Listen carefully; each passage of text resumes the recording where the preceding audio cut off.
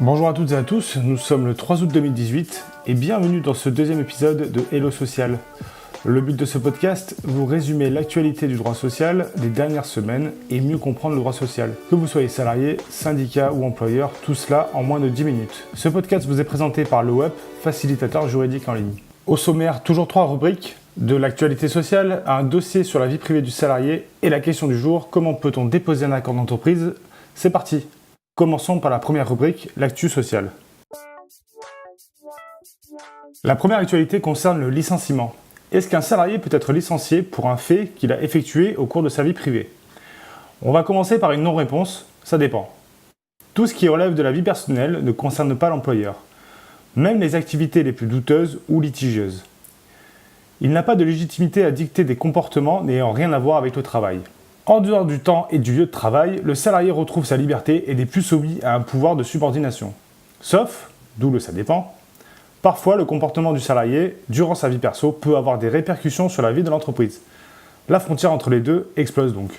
L'employeur pourra donc sanctionner un salarié si le fait qui relève de la vie privée constitue aussi un manquement aux obligations du contrat de travail. Exemple, un agent de sécurité qui s'est drogué avant de venir travailler et qui est sous l'influence de psychotropes peut être licencié. Ou encore, un salarié qui commet un vol chez un particulier durant son temps de pause, après avoir repéré les lieux à l'aide du matériel mis à disposition par son employeur. On a presque un grand chelem quand même pour ce licenciement. Autre exemple, des menaces, insultes et un comportement agressif vis-à-vis de collègues de travail commis à l'occasion d'un séjour organisé par l'employeur dans le but de récompenser les salariés lauréats d'un challenge se rattachent à la vie de l'entreprise, donc le salarié peut être licencié. Ces exemples sont des exceptions qui confirment la règle, car ce type de licenciement est très rare. Quand le salarié commet un méfait, mais qui n'est pas en lien avec son activité professionnelle, il est compliqué de justifier un licenciement. Par exemple, un viol totalement étranger à l'exécution du contrat de travail ne justifie pas un licenciement. Grosse ambiance au travail. Et pour en rajouter un peu, si le salarié est incarcéré ou en garde à vue, le contrat est suspendu. Ce n'est pas un motif valable de licenciement. Il est compliqué de licencier un salarié alors que celui-ci n'a pas encore été jugé pour un méfait. On doit attendre un procès qui peut parfois durer plusieurs années. Ce qu'il faut retenir, même si le comportement du salarié dans sa vie privée n'est pas rattachable à sa vie professionnelle, et même s'il n'y a aucune violation du contrat de travail, l'employeur peut licencier si son comportement a causé un trouble objectif à l'entreprise, mais au risque et péril d'avoir un prud'homme derrière. La seconde actualité va s'attarder sur le droit à la déconnexion. Et on me signale dans l'oreillette que tout le monde a repris cette jurisprudence comme du droit à la déconnexion, mais que ça concerne essentiellement l'astreinte. Peu importe, rappelons juste que ce droit à la déconnexion est instauré depuis 2016 par la loi El Khomri. Ce droit permet d'assurer le respect des temps de repos et de congés, ainsi que l'équilibre entre vie professionnelle et vie personnelle et familiale. On évite de solliciter le salarié, généralement les cadres, tous les jours et à toute heure. Dans cette actualité, un directeur régional français d'une multinationale étrangère devait laisser en permanence son téléphone allumé pour répondre aux sollicitations de ses subordonnés ou clients. Et ainsi, il restait joignable en cas de problème. Cette obligation contraignante n'est pas considérée par l'entreprise comme une astreinte, c'est-à-dire compensée de manière financière ou en jour de repos. À la base, l'astreinte est définie comme une période pendant laquelle un salarié doit pouvoir intervenir sur son lieu de travail. Il doit donc rester chez lui ou se tenir à proximité de son lieu de travail. Ce qu'il faut retenir, l'astreinte n'inclut plus l'obligation pour le salarié de rester à son domicile pour être à la disposition de son employeur.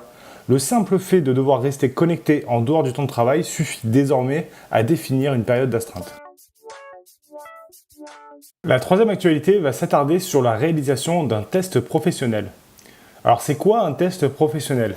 Il s'agit d'une épreuve organisée par un employeur pour vérifier la qualification professionnelle d'une personne qu'il envisage d'embaucher, ainsi que son niveau de compétence. Le test dure quelques heures, une journée, mais pas plus. Le candidat n'est pas dans des conditions normales d'emploi et il n'est pas embauché. D'ailleurs, il n'est même pas obligé d'être rémunéré, sauf si la convention collective le prévoit.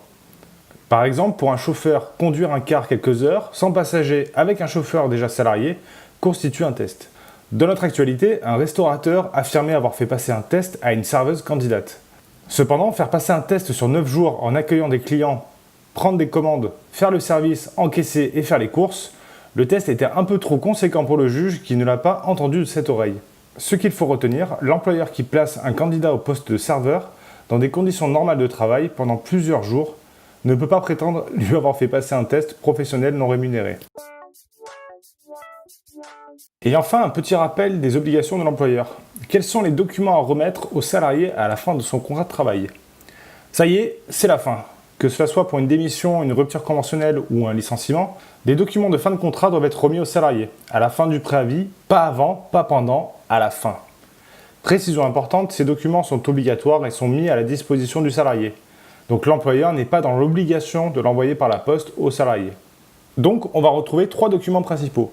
Le certificat de travail, où on retrouve le nom, le prénom du salarié, la raison sociale de l'employeur, son adresse, la date d'entrée et de sortie du salarié de l'entreprise, la nature de l'emploi occupé, ainsi que les différents postes et les périodes d'occupation de ces postes. S'il y a eu une mise à pied, il ne faut pas l'indiquer.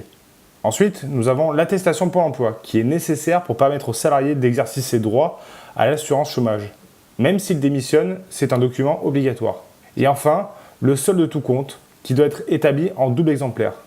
C'est un inventaire des sommes versées aux salariés lors de la rupture du contrat de travail. Indemnité de congés payés, primes diverses, indemnité de rupture, etc. L'un des exemplaires est remis au salarié contre signature.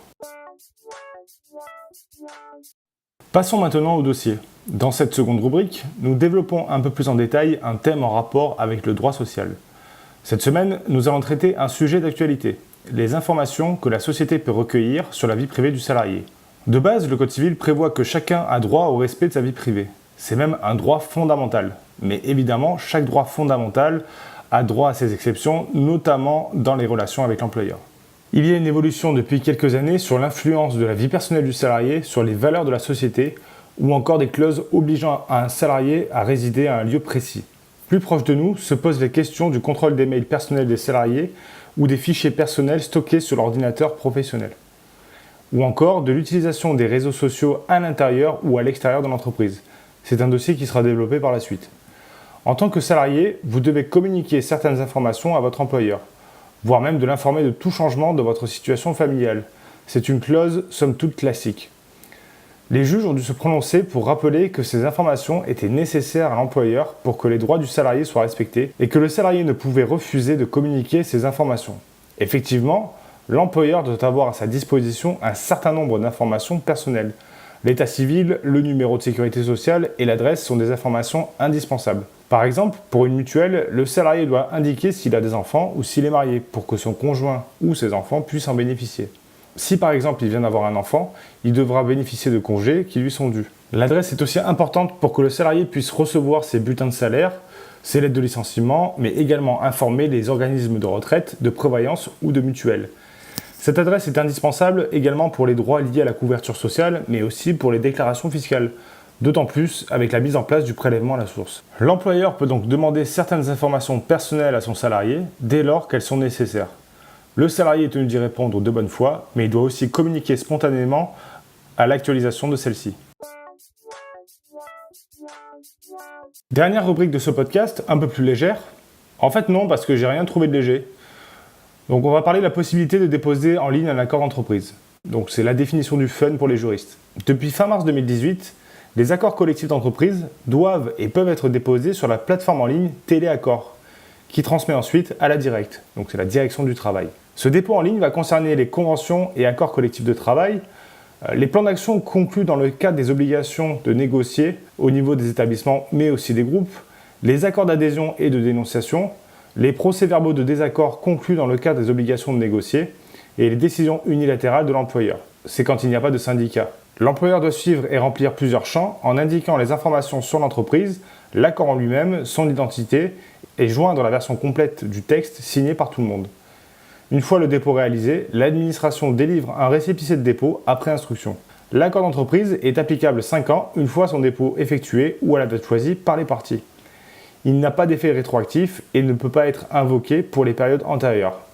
Vous pouvez retrouver ces accords directement sur Légifrance. C'était tout pour cet épisode de Hello Social. N'hésitez pas à vous abonner, nous laisser des commentaires sur iTunes et nous mettre 5 étoiles. On se retrouve dans 2 semaines.